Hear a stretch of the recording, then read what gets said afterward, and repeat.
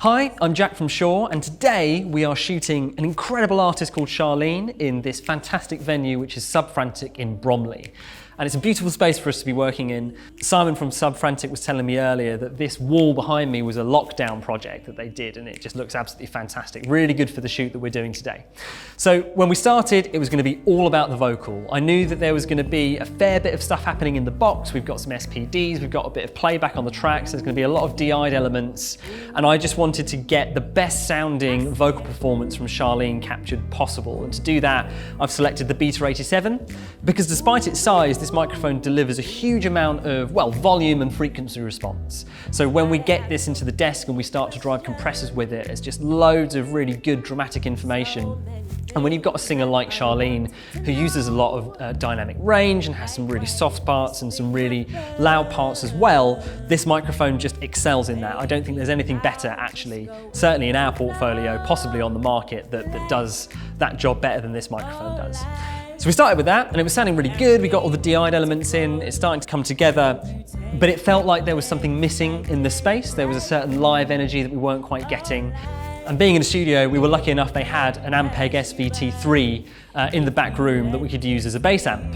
And doing that, putting the bass through it, completely changed the entire energy of the session. Suddenly we got that kind of live energy back in.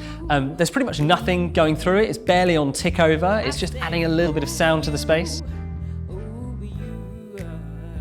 In order to capture that kind of vibe, I've got two microphones on there. We've got a Beta 27, which is doing most of the heavy lifting. I think that's probably what we're going to end up using in the track.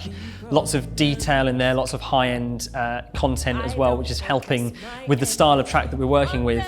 But because I have one with me, I also thought we've got to put a Beta 52 on there just to get some of that dynamic energy come through. And also a Beta 52 on an SVT3 is just a match made in heaven, and you've heard that sound on millions of tracks in all sorts of artists and recording situations, so it felt wrong not to do it while we had that opportunity. The last curveball this recording threw us was the first 8 bars start with some acoustic clicks that Sharlene is doing.